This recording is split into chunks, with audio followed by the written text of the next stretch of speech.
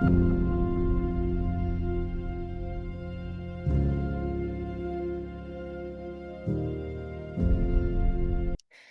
welcome everybody. My name is Adi Martinez Roman, and I am the co-executive director of Right to Democracy. Right to Democracy is a nonprofit. We are 3 years old, and we have been building a movement to confront the colonial framework that affects U.S. territories, striving to promote democracy, equity, and self-determination for our people. And in these virtual dialogues that we are doing since day one, we try to bring people from the different territories and voices to talk about different themes. In this one, it is a second dialogue about the Super Bowl and about Bad Bunny performance and how it touches upon the issues that affects our territories and what were the impressions and impact of his message to our people. And I have to, from the start, say that panelists will have different opinions, different ways of looking at the theme.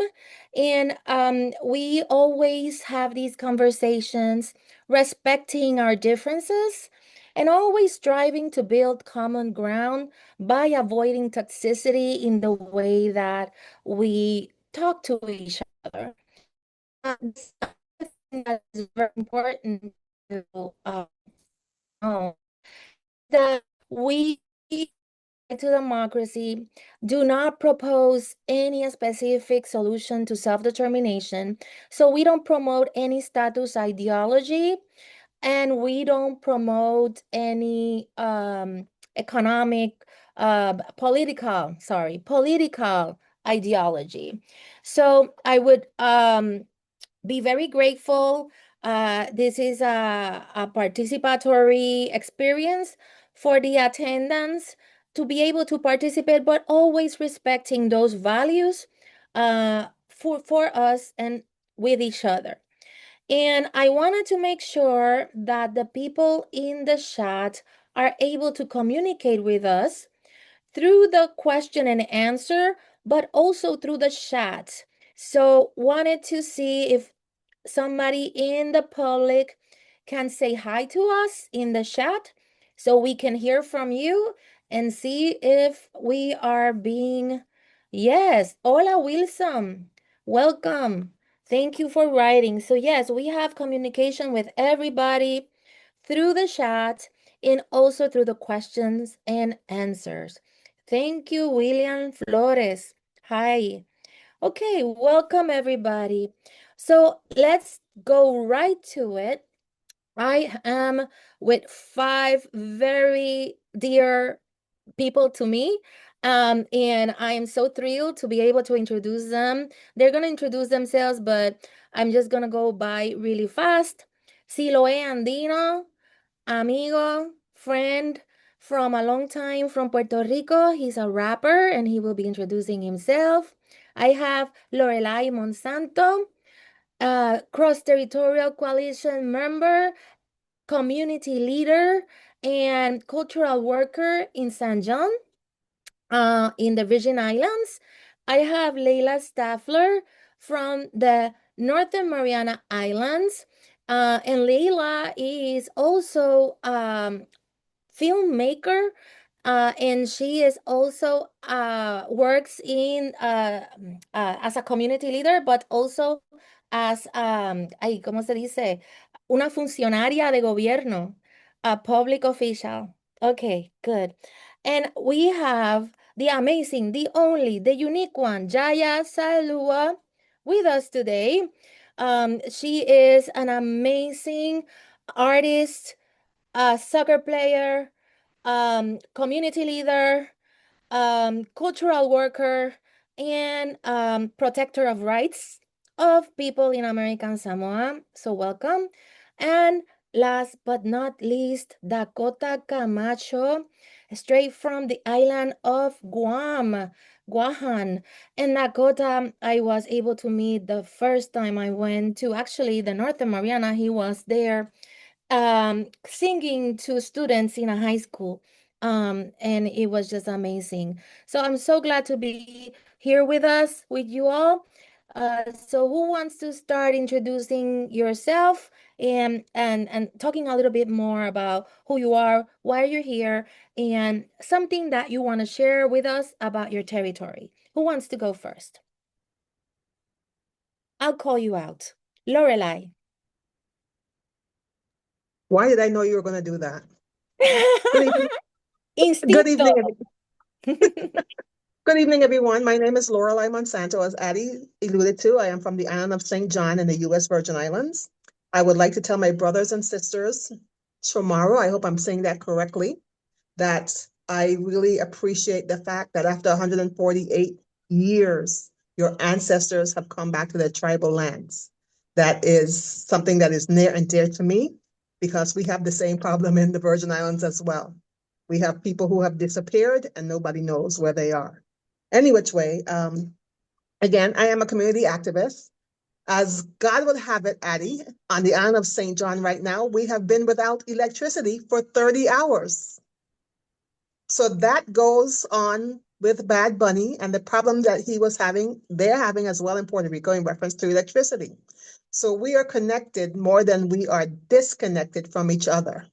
So I hope in tonight's conversation that we understand that we are all family, no matter where we are in the world, and we are truly connected. And I thank the Right to Democracy for having this forum this evening.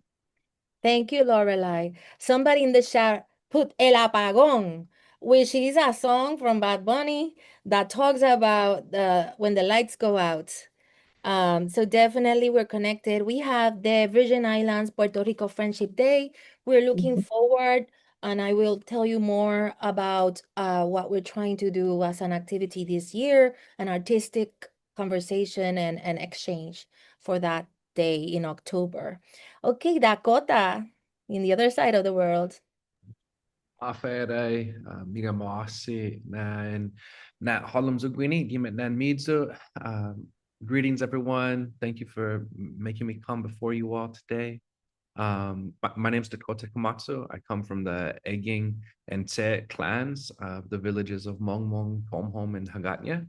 I also do have lineage in Saipan from my Dia's side. So I always feel really connected to my siblings up there in the NMI. Really appreciate you acknowledging our ancestors' return home, Lorelai. That made me very emotional to hear you connect with. And I happened to be there, to be a part of the ceremony and to be singing them home, and that was such a great honor. So that's a little bit about the work that I do as a cultural worker and as an artist and a songwriter.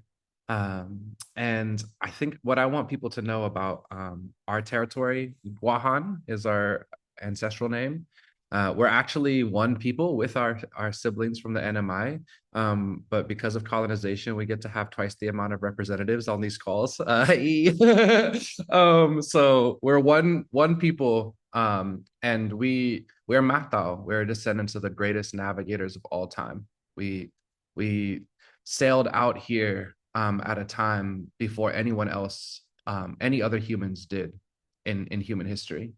And it's that resilience and that fortitude that we carry with us and that we share, because right now it looks like there's a lot of stuff on the horizon, and we need to get to where we're going. So we call on our navigator ancestors. Migamos. Thank you, Dakota. And definitely all the indigenous people from our territories are navigators.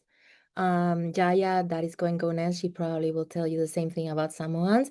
But the Taino, Arawak indigenous people from Puerto Rico and the Virgin Islands were the same people. And they were also navigators. So definitely something else that we all have in common as territories. Thank you so much. Jaya, introduce yourself. Talafalava, everyone. My name is Jaya Sailua, Jaya Tawasisime Mativa Sailua. I am a Fafafine before I am a trans woman, and I always begin with that because I think identity is a huge part in anybody's experiences, and leading with my indigenousness is always like my power card that I like to say.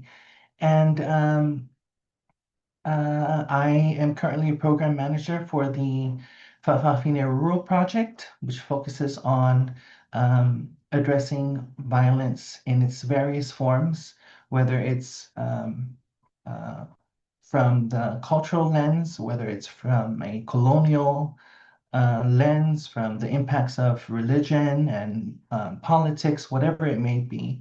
My job is to make sure that my Fa'afafine and Fatane community are safe from those impacts. And if you can imagine, it is a the work is very intersectional because aside from being indigenous, aside from being Samoan, a person of color, I'm even more marginalized in the Western sense of the term um, because of my Fa'afafine-ness or my transness. And yeah, I got involved with the Right to Democracy through Adi and Neil, and I'm very happy that I'm a part of this cross-territorial coalition. It's very much needed because a lot of times we as American territories are left out of the Pacific table because of our affiliation with the United States. And so a lot of times we feel like we are Pacific, but we're kind of not because of the US. But nobody can take that identity away from us. It is who we are, and we're so proud of it. Um, yeah, that's Thank me. you so Hi, much, everyone. Jaya.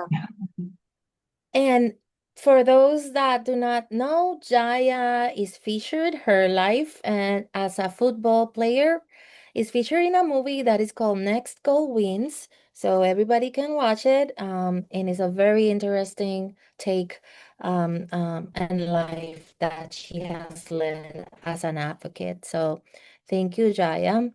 And Layla, in the island of Saipan, introduce yourself. Thank you, Addie, and welcome to everybody who are online watching us today. My name is Layla Havea Fleming Staffler, and I'm from the island of Tinian originally, but I've been living in Saipan for the last 20 years. I am a public servant. I was an educator for about 19 years, and then I went into public office and I served in the House of Representatives for a couple of years. And now I'm currently the Secretary of Labor. But government aside, I actually do a lot of advocacy work for Indigenous rights and Indigenous activities. I'm also very active in the disability community. And in addition to that, I'm a food forester and I'm an artist from a filmmaker, painter, musician. I like to do everything, actually. I'm a jack of all trades.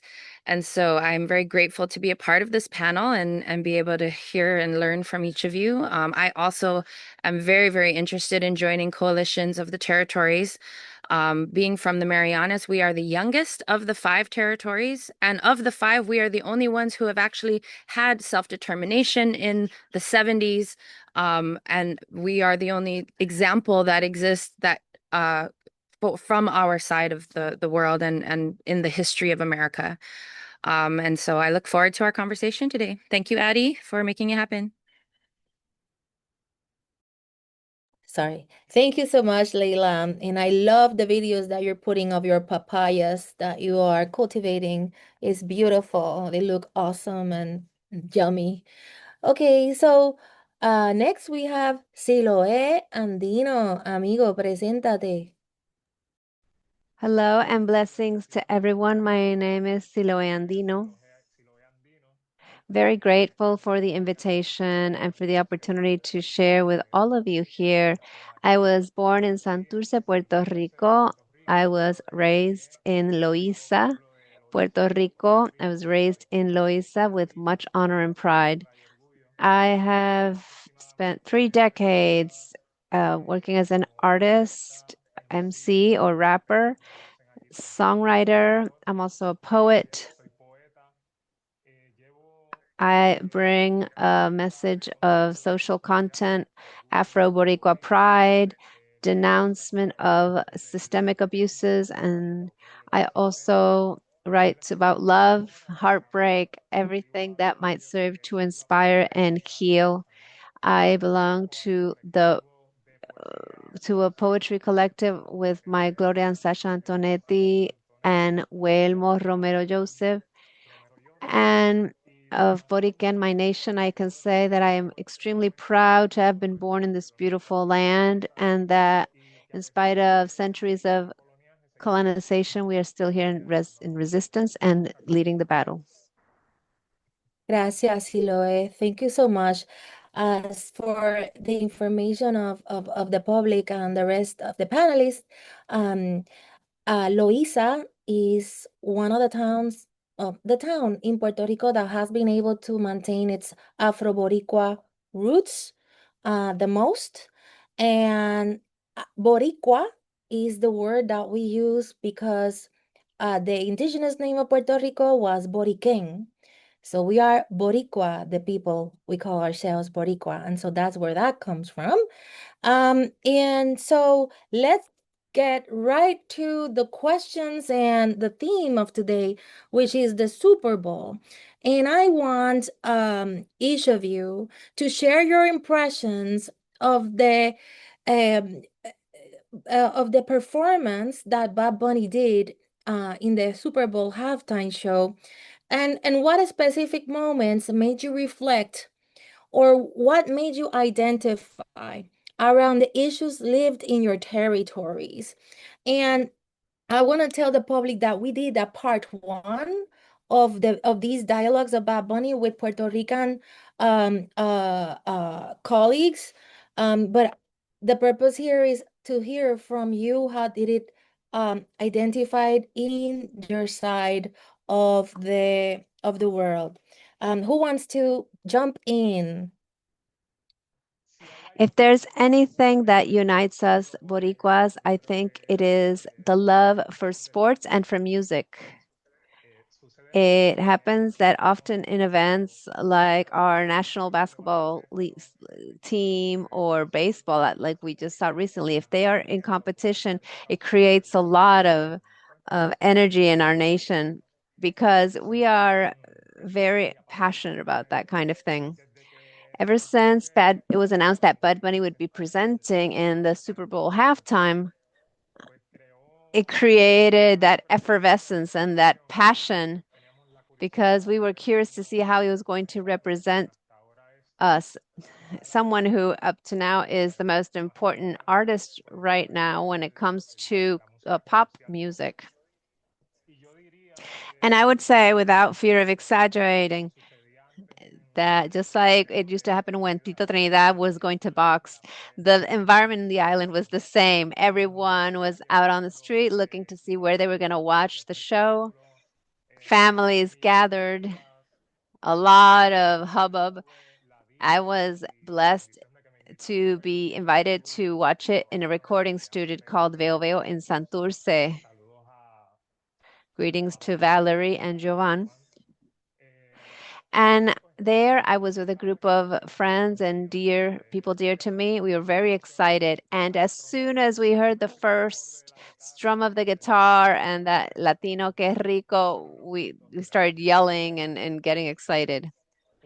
But a very valid point that someone brought forth, Sasha and Guelmo, who are my colleagues in Afroversiva, when we were discussing it afterward, is the fact that La Bomba, which maybe is the most ancient of our musical heritages and might represent the Afro community in Puerto Rico, was absent from the show. La Bomba is the music that our ancestors played in the cane fields, precisely as if we saw in the show, and I think it created an expectation because of the residency and the shows that were presented on the island. La Bomba occupied a very important role in those shows. And so I at least expected, and many people expected, to see that expression of Blackness and our Afro descendancy to occupy an important space in such an important stage. But well, it didn't happen. However, I am still very proud because the beautiful faces of my Black people were there shining and bright. I know personally many people who were there, who participated, who had important roles in the show. I thought it was very astute in the message of unity that he gave and inviting other Latin and Latin American nations to identify, to see our elderly playing dominoes, the piraguas, to see the boxers, which for us is very traditional, that rivalry with Mexico, which is a sport rivalry, very healthy one. And of course, to see el perreo taking center stage, because perreo and reggaeton is music from Puerto Rico, like Bad Bunny said, and from the caseríos and the barrios in Puerto Rico. And perreo and reggaeton, from my point of view, unites us with the Caribbean. Jamaica, without Jamaica, there's no reggaeton. Without Panama, there's no reggaeton. Without the hip hop in New York, there's no reggaeton. But also, without Puerto Rico, there's no reggaeton. The specific moment that made me reflect upon the issues of my country was to see Ricky Martin singing Lo que le pasó a Hawaii, to think about the displacement, the gentrification, to think of my family that has spent decades living in the United States. That was very emotional for me. And what else? El apagón, to see the electricity poles and the reference to the problem we have with Luma, all of that. But to finish on a positive note, the call to unity, United Latin America, reminded me of Rubén Blades, Willie Colón, and the presente that they yell at the end of Plástico, a very famous song of theirs. So those are my 2 cents. Gracias, Siloe. Definitely, the fact that Bomba was not played it did stand out. If you guys haven't seen Bomba music and dancing, I recommend you to look it up in YouTube. It's magical. It's magical, and it was really present in his residency. There was Plena, which is another Afro-Boricua genre that is more modern. Well, not modern, but is Bomba is the most antiguo, the elder one. Plena, there was some Plena in the Super Bowl. And there's a lot of confusion sometimes in the United States because they call it Bomba y Plena, and many people feel that it is the same thing, but it is not the same thing. Bomba is much more of the ancestors, and Plena is a more modern version used to move around Puerto Rico from village to village to um to carry the news of the humble people. And so those 2 genres are also brought by Bad Bunny in his new in the latest album. But let's pass to Lorelai. Lorelai, you were jumping in and Siloe Well, beat I you. can't, I can't compete with the previous speaker because he said everything I wanted to say in a nutshell. But I do want to add to it is that Bad Bunny, when they said from the very beginning that he was going to be the headliner, I felt so much pride because of my connections to Puerto Rico. My family is also from Puerto Rico, so I have my ties that bind there. And I advertised on Facebook, putting this stuff up every day, any little caricatures they made with him. It was a prideful event. And I think what he really brought to us in the end was he made everybody inclusive. And we need to start thinking to ourselves that we are inclusive and stop the separation, because the separation is basically harming us.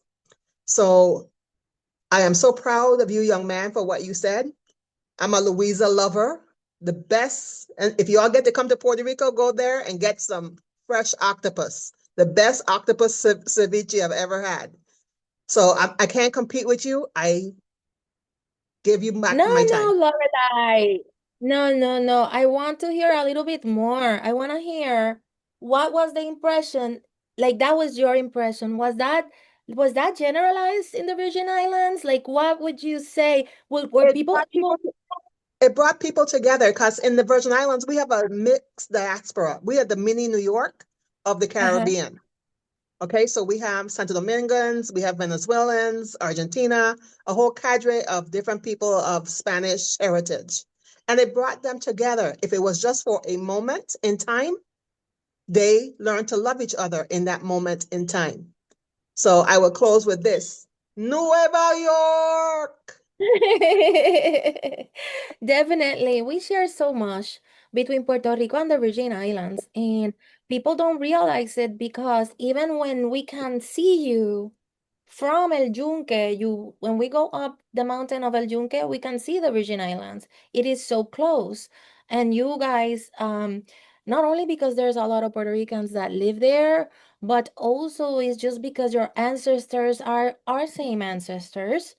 Right. Uh, and even the African tribes that got to the Virgin Islands are very similar to the African tribes that got to Puerto Rico.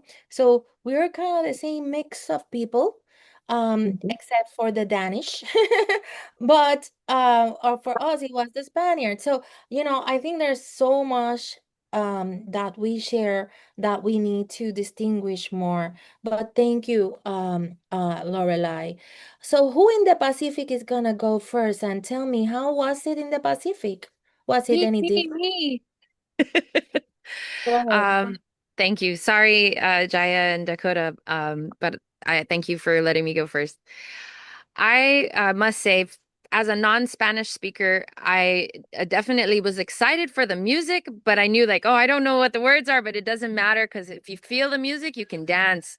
And so when I was watching the halftime show and seeing how the different symbolism was coming up, like because I don't know enough about the history and like the little nuances, I was just excited to see what the next videos that people would put out, to share those different nuances that I definitely missed. But from coming from this side of the world, definitely I could feel some of the similarities that we've gone through, particularly through the part of the show where he had the power poles. Like right away, despite I didn't know what he was talking about, I absolutely understood what the message was because we also have experienced really big, horrendous, like they always say it's the storm of the year. It's the biggest storm on record, that beat the last record. And we were in those shoes two times, one in 2015 and one in 2018. But the first time in 2015, I didn't have power for 3 months. 3 months, no power. No water. It was so hard. Sorry. It's like I'm still traumatized. And then it happened again 3 years later. And so it's like I saw those images and I got it deeply because we also went through similar experiences.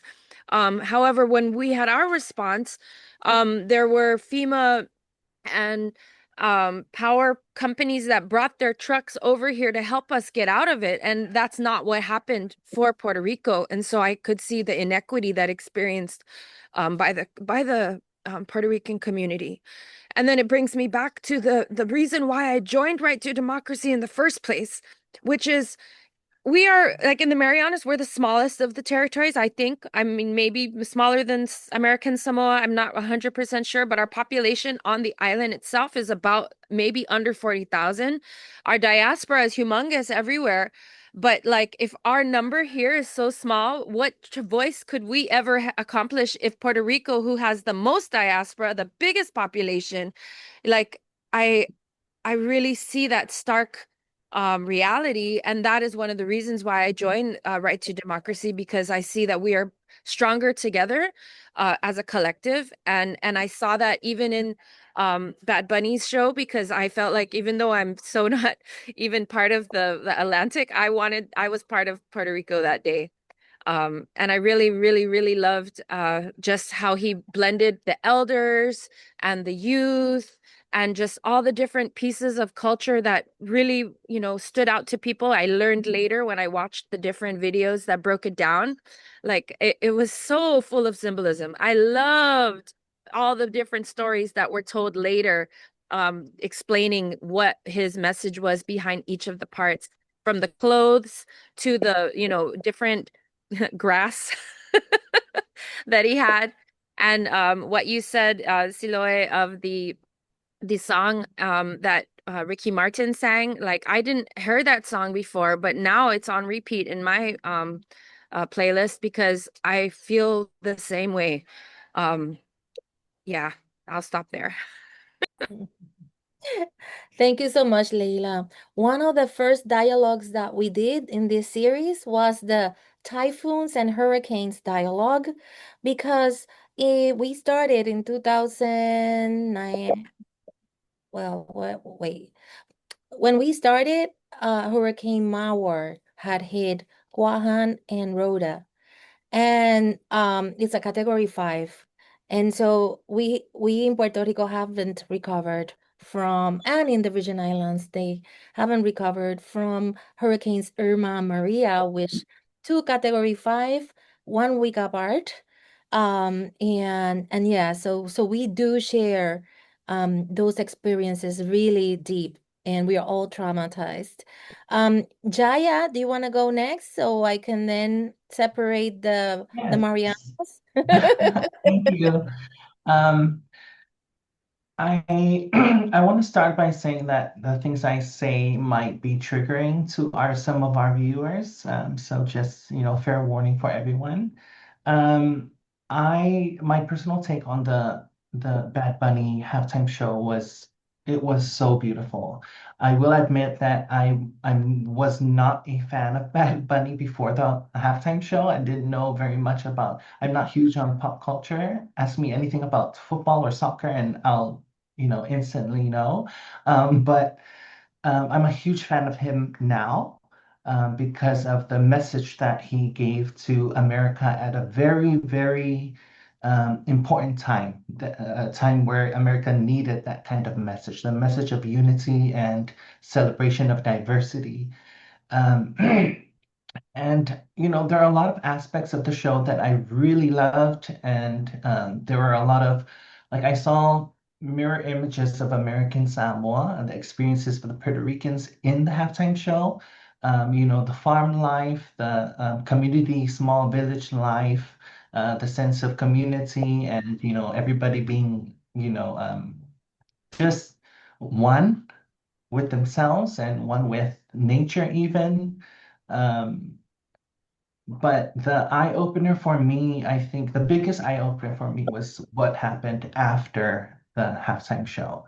Tuning into Facebook and reading the feedback from, the algorithm tends to show things that from your own community. And someone's tend to be conservative, and it's not it's not the same conservative. It's not MAGA conservative. It's not this, far right movement kind conservative. But when it comes times like this, when we're when we're tested, it's you tend to see the side of those conservative someones where they're okay with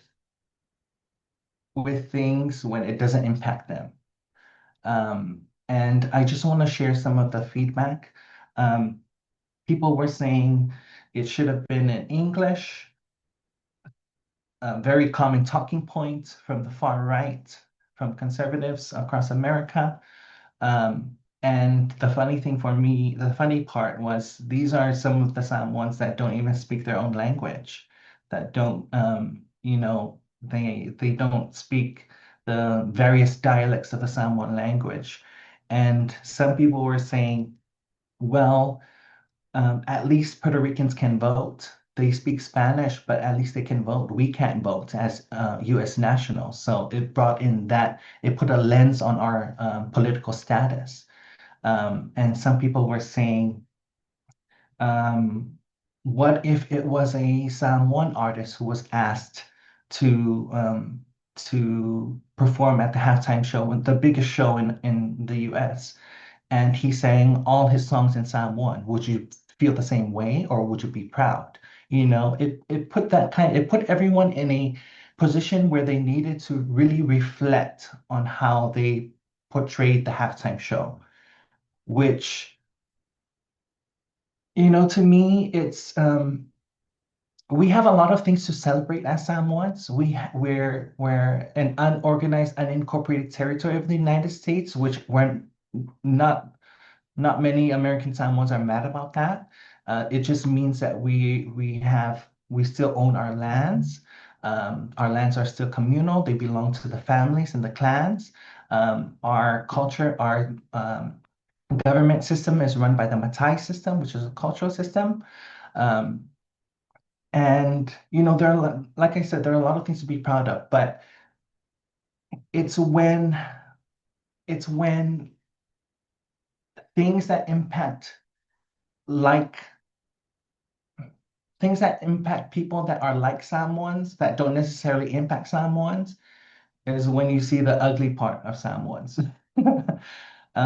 And yeah, it was just that was the experience that I had with the halftime show, and it really opened my eyes to what really needs to happen with decolonizing the minds of the Samoan people in American Samoa. Jaya, first of all, there's ugly people in all the territories. Mhm. There's ugliness in all the territories. In Puerto Rico, there's a whole sector of people that decry that Bad Bunny do not represent them. And it's strong, it's not weak. And it has to do with religious conservatism, but also with political um push and pulls, like struggles, about how we want to be friends with the United States, how close we want to be with the United States, and what menaces that relationship. It's also it touches many Puerto Riqueño, many. So don't feel like, it's something different. It is very similar, and it has the same fears in the roots, the same ones that we have talked time and time again in our cross-territorial coalition meetings. Remember when you were in Puerto Rico, we had a wonderful conversation about citizenship in American Samoa and how it was portrayed. Um, oh, did I freeze? Or okay, I sound okay, good. I'm good. Sorry. Okay, so let's move to Dakota. Dakota, let us know a little bit more. How was it in the other island of the Marianas, the big one, Guam? Well, Hafed, everyone again, I just want to thank everyone for their perspectives.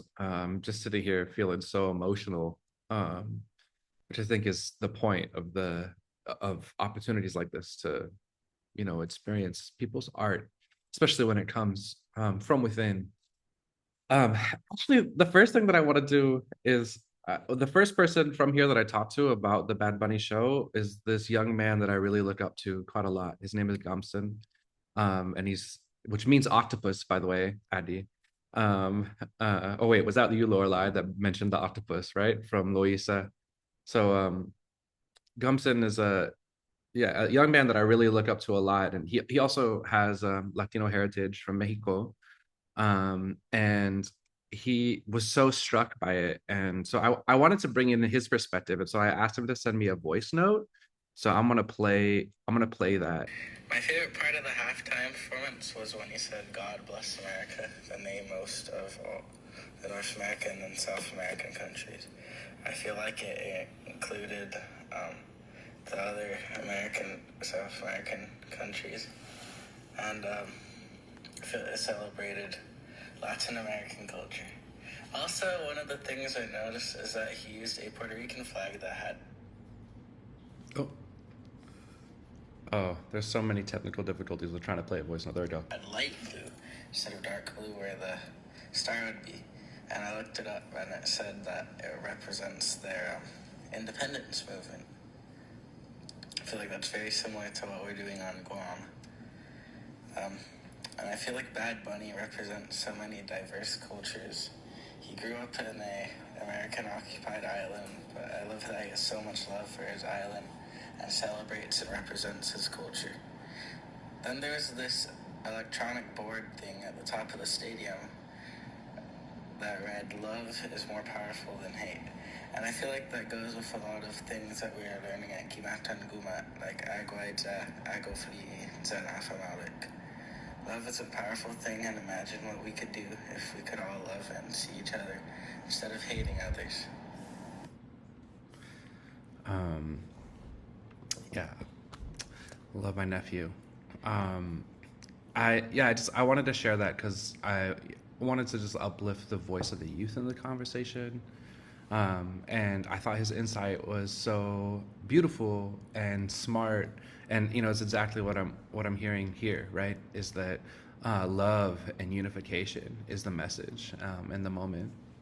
Um, and that's really the essence of who we are. And I saw that in so many of the things that the other panelists spoke about the diversity that was represented. It wasn't one side of Boriquen, as far as I can tell. I've never been there, but it looked like a lot of different kinds of peoples. And then, of course, as Gumson mentioned, all of the different flags of the Americas, right? That America is not just the United States, or even what the United States thinks of itself as not us.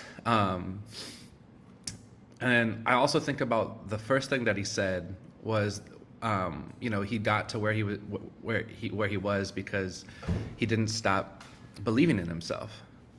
And for me, that was really profound because one of my teachers, his name is Shwai Kwai, he shared a story. He's co-sailor, Swinomish and Shwadab.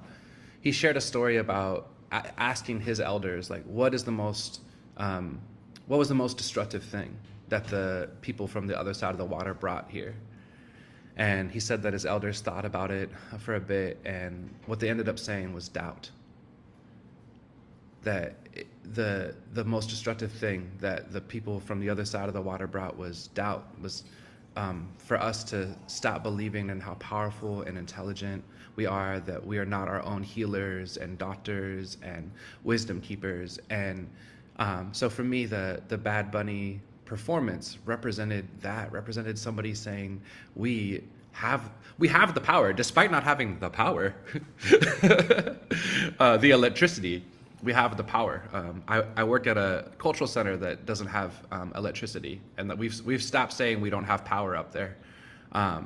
We know that we have the power. We might not have electricity right now.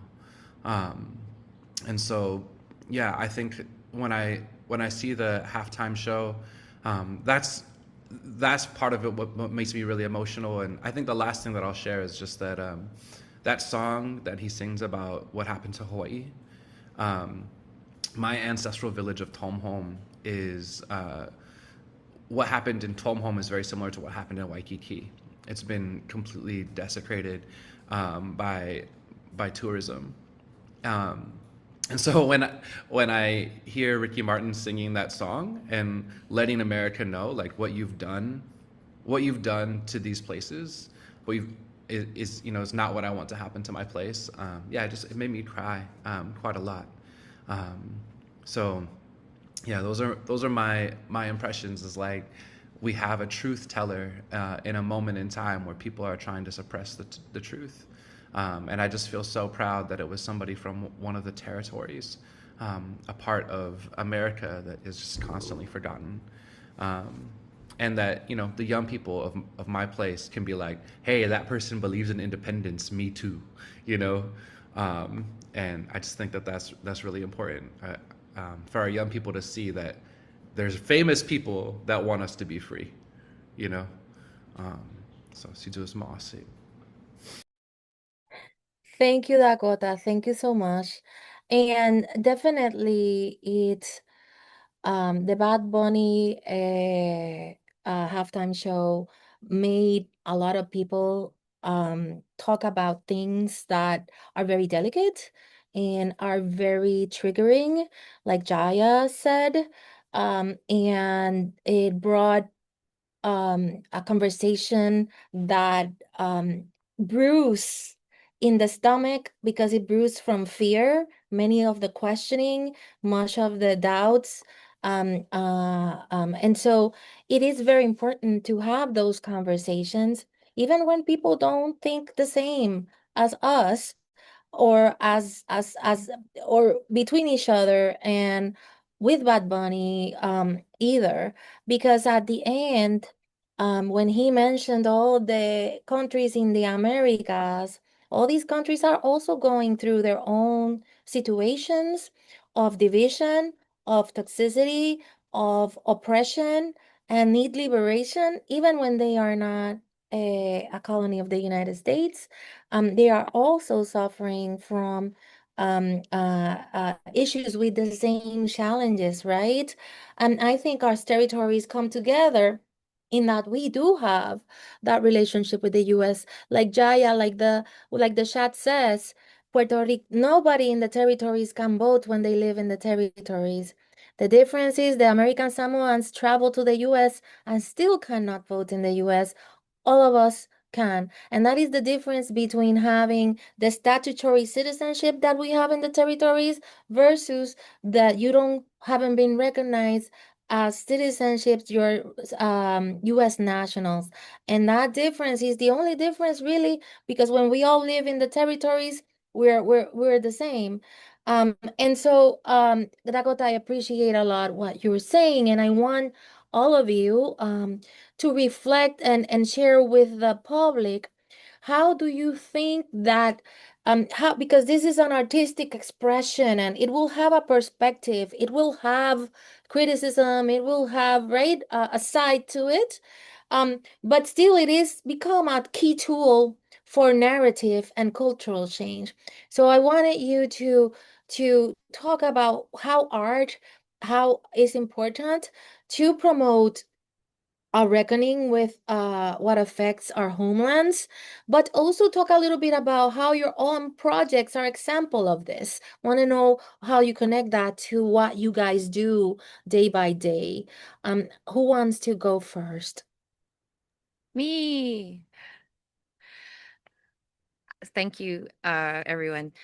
Addie, I kept thinking about how the um, the idea of uh, this. Let me restart. I guess for me, I do film as a way to push back against some of the overreach that I think that the U.S. has for our area, especially with respect to land. I use the uh, power of film to put people in the actual space that they don't see because it's far away, to remind them that our culture exists there and that our people and ancestors lived there and thrived off the land before they were, forced to be moved all around the Pacific. I see how poetry and music can really bridge some of these divides when people have politics in their mind, because politics brings in a lot of negative feelings, but I see art as a way to bridge a lot of negative feelings through beauty and reminding people where our roots are. I was hoping in the Bad Bunny flag ceremony that we'd see the territories. I was so hoping. But I get the big picture, and I look at how, and I saw several different perspectives in the community, kind of like what Jaya was sharing. I did see some pushback and people just not understanding because, they didn't look for the symbolism. They weren't seeing beyond the language that was there. And I love how Bad Bunny took those symbolism and turned it into a moving sculpture, if you really think about it. And that's something that I try to bring into my work, whether it's in film or in poetry. And I get the struggle. And what I see with the flags in particular is that America thinks that it's the only America. But you know what? There's a lot of America out there. And Bad Bunny was putting that out. And so I appreciate that. And so I want to take that back to my work. And also just keep trying to push and use and show our cultural symbolism to remind people why we want to protect our lands. Definitely, Leila, the power of narrative. The power of narrative. It is no coincidence. There is this book that I always recommend to everybody. It's called How to Hide an Empire by Daniel Immerwahr, because it explains how at the same time um, the US, when Pearl Harbor was bombed, they didn't even mention that Guam was bombed too. And there is this active copies of the discourse of the president, Roosevelt, at that time, that he actually crossed mentioning Guam because it was too foreign for the people of the US to identify with. And also, it is around that same time where he started using the word America to refer to the US because they were actively trying to build the identity of the United States as a country. And so that America was a word that was more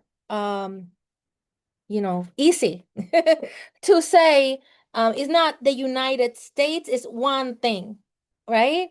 And so I've always, been, and Neil, my colleague Neil Weir, the co-director, it always laughs at me because since we started speaking as colleagues, I used to tell him, I'm not gonna say the word America.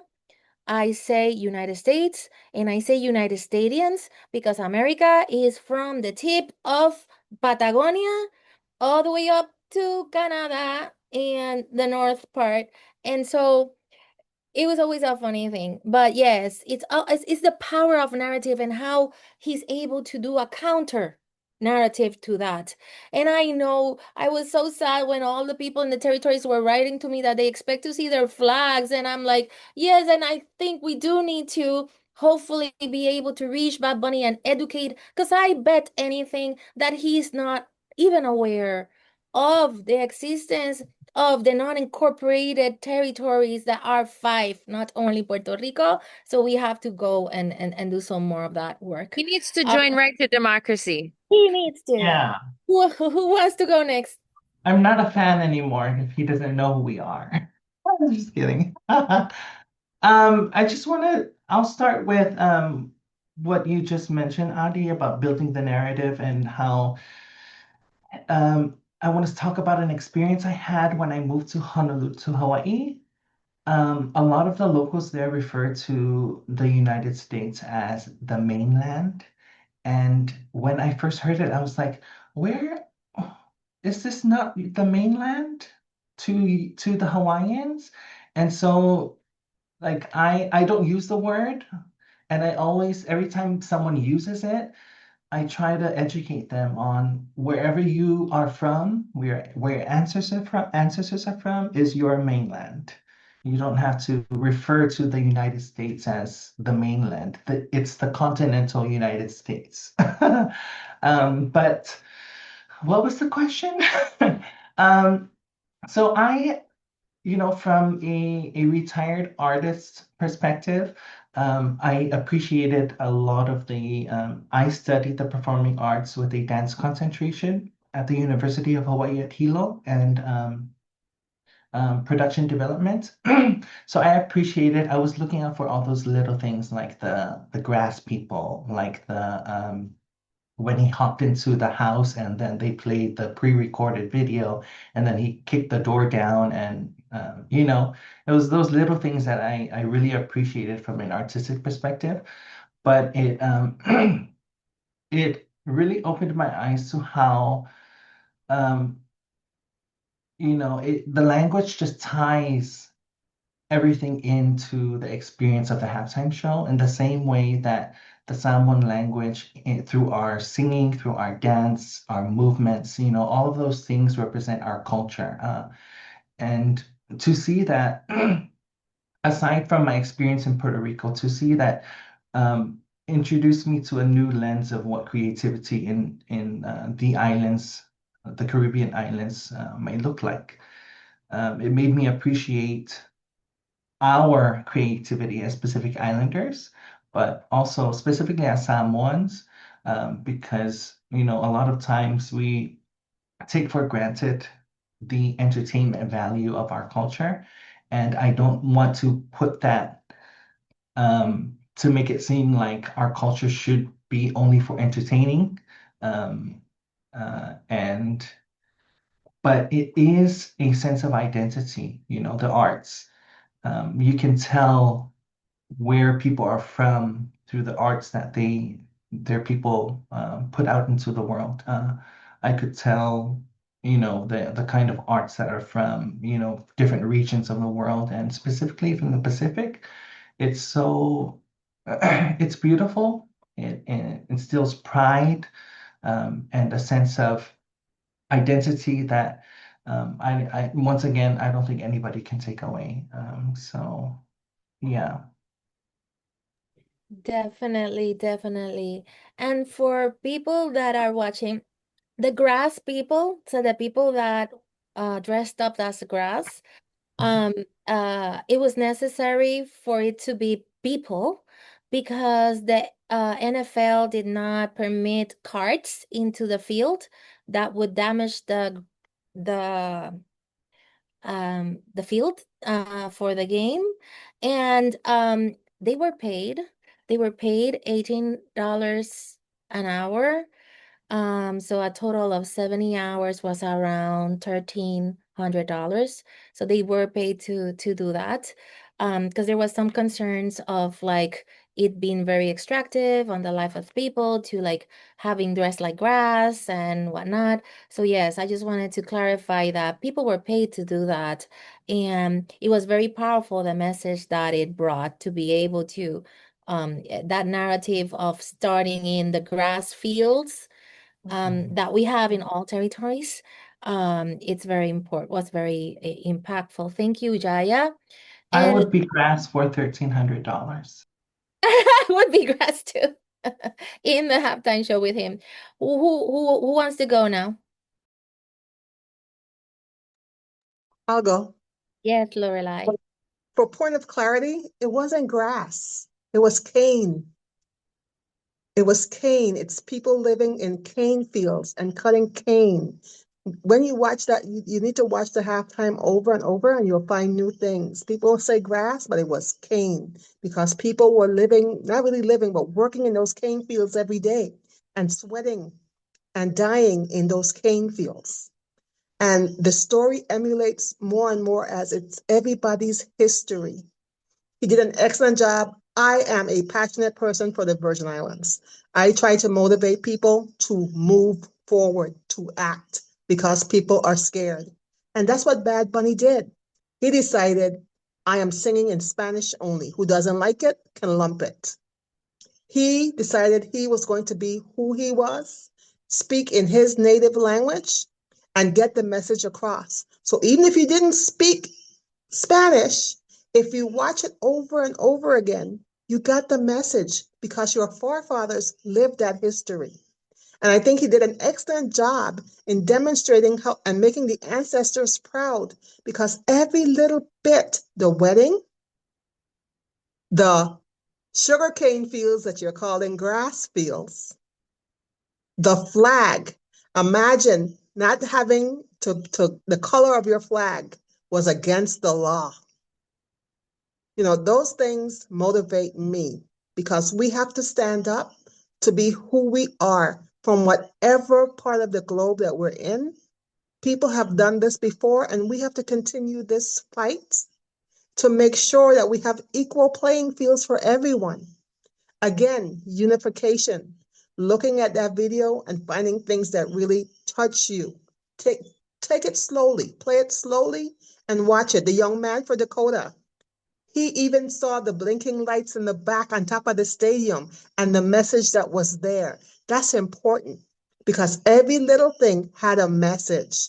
So I implore everyone who's listening tonight, go back and re-look at that halftime show, and you're going to find something new that you didn't think was there.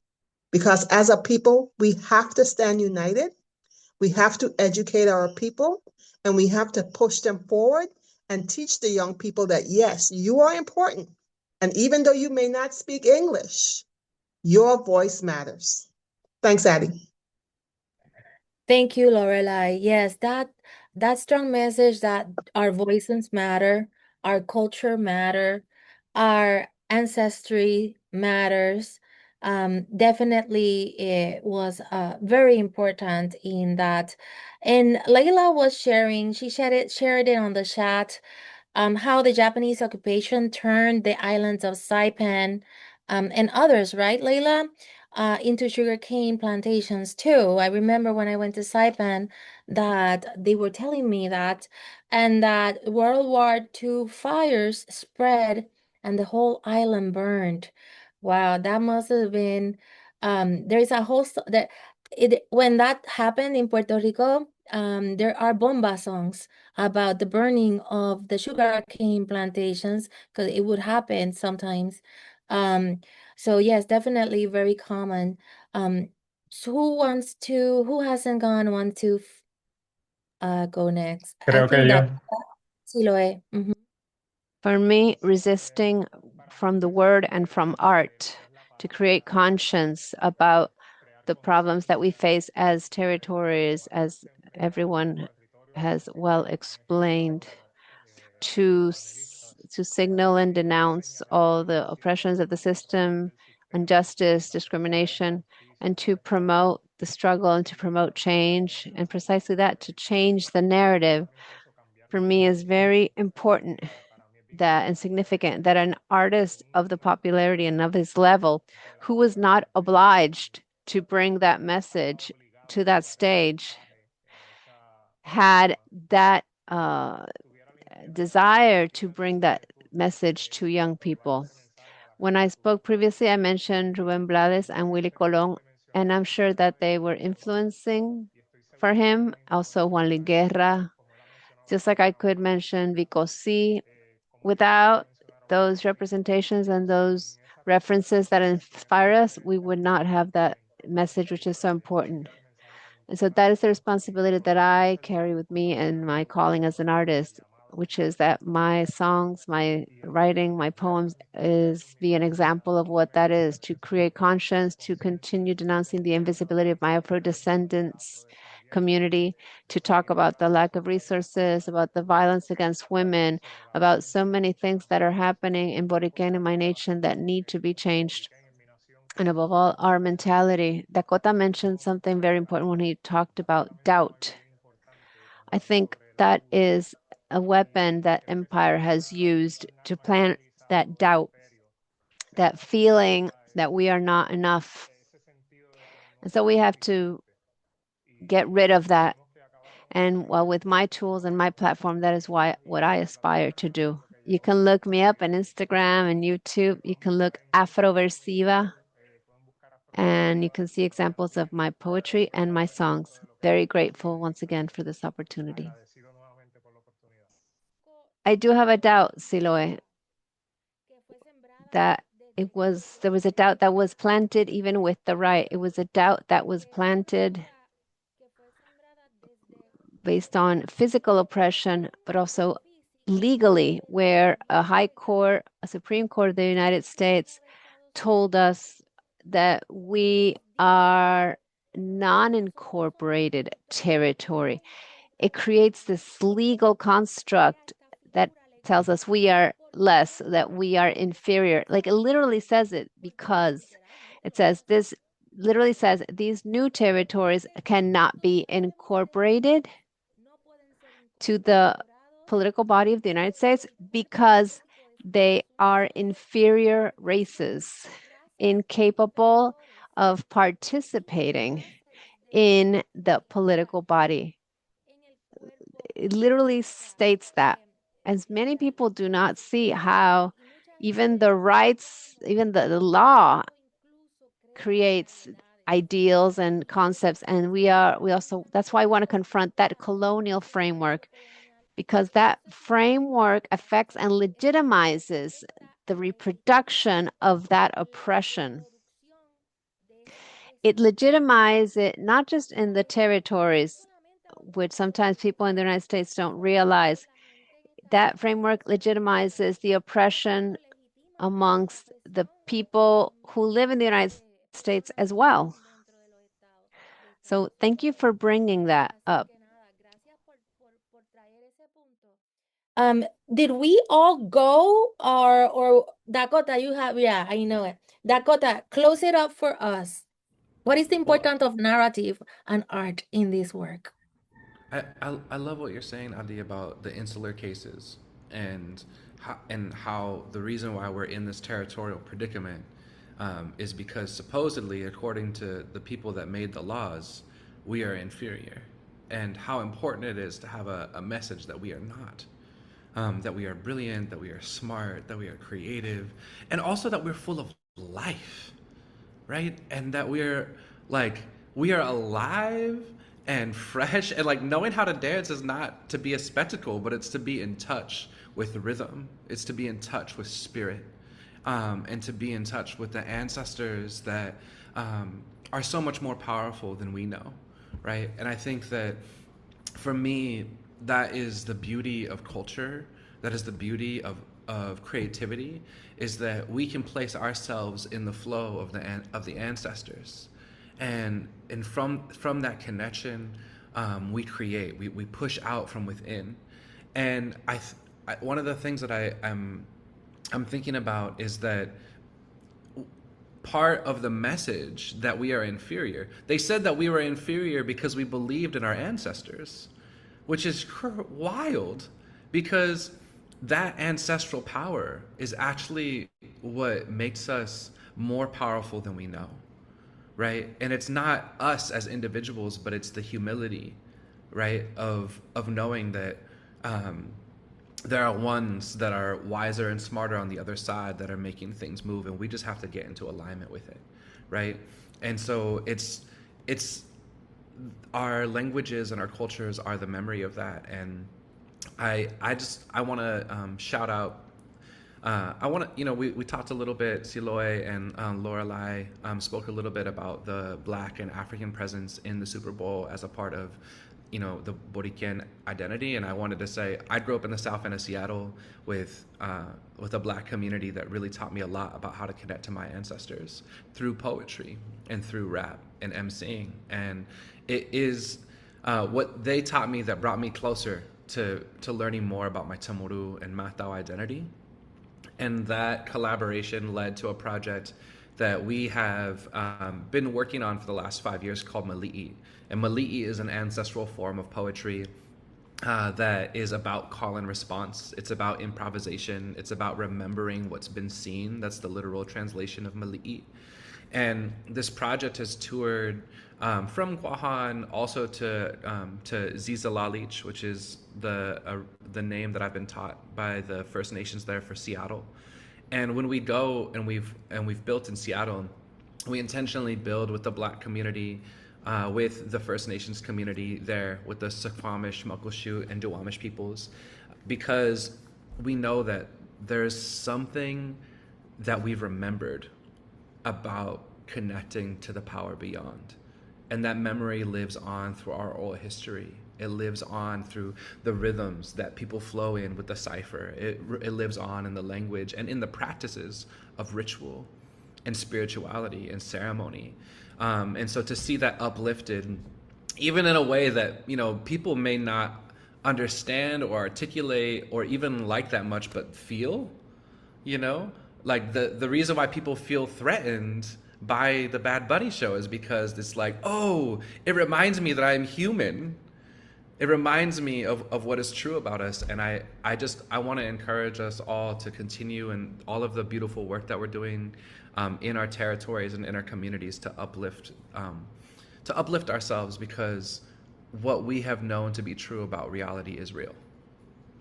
And it is the way forward. And so I want to leave with a practice that I was taught by our Zo'amti, by our healers, that we share with our community, and that's Sufi. So I'm going to invite everyone that is able and willing to stand.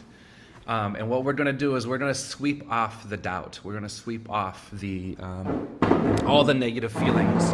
And so what I was taught is that we start from the top of our head. I'm going to take out my hat and even my hair. I'm going to take my hair down so none of the doubt sticks in my hair tie. And I was taught that Sufi means to sweep or to brush. So we're going to sweep it away. And so we're going to Sufi from the top of our head down. I like to do my hair out and around, down the face, out through the arms. I do both sides. I was taught that it hides in the armpits sometimes. All the way down the feet, and even the bottom of the feet. And so I was taught to do that 3 times. And so these last 2 times, I'm going to sing a short song that was composed by one of my teachers and friends. And it came to him because he asked the Creator for medicine, for the healing of all peoples. And he was instructed to pray like that by our Auntie. So I'll invite you to sweep yourself 2 more times, and I'm going to offer this song from Sidu Funtun, Jeremy Cepeda. Manhe nun he gwini pogu na tatu na sia saina ida ululu Nuit Latinos nyasiha Nuit lina lota nuit zahita Nuit manyai nata nuit paota siha Nuit gwina hota Zan hokuku kadzu niha Nagwa hoti Tai kwe na mo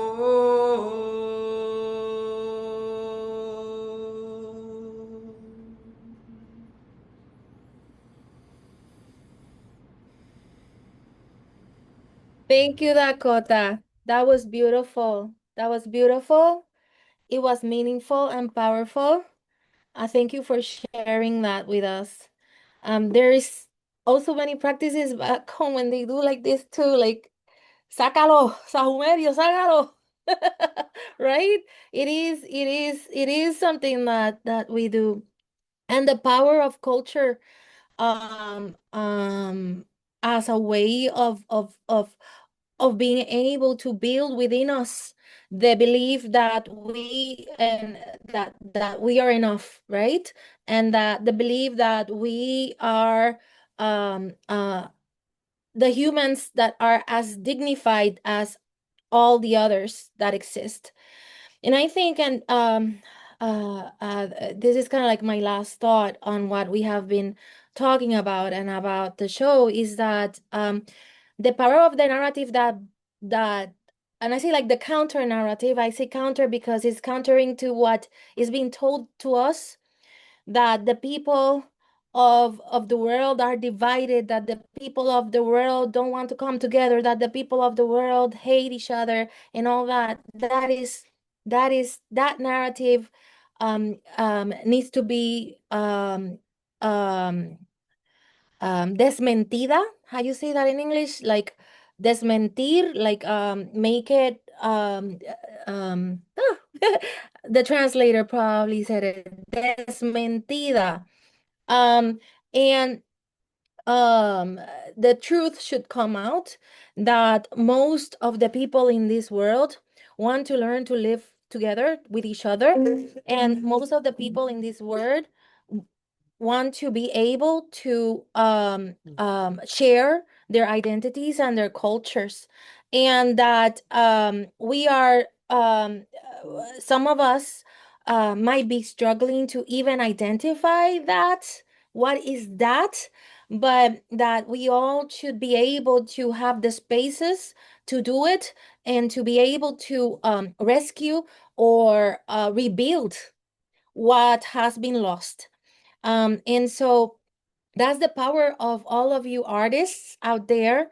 That's why Right to Democracy has dedicated part of the movement of the cross-territorial coalition to the arts, because the arts is one of those knowledge areas that will help us build our dignity and build that identity as it is needed to confront the colonial framework that affect us.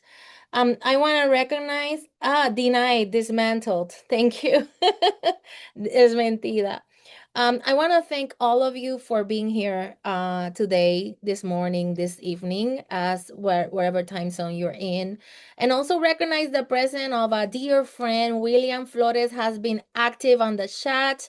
He's actually in Puerto Rico waiting for all of you to do a tour of our beautiful nature in Puerto Rico with Team Jíbaro.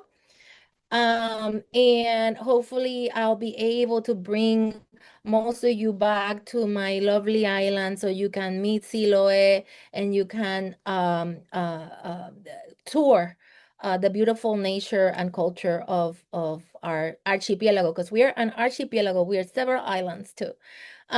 So I'm going to leave it with this, with the respect that I have for all of you, for all of your cultures, and that we do have the capacity to live together.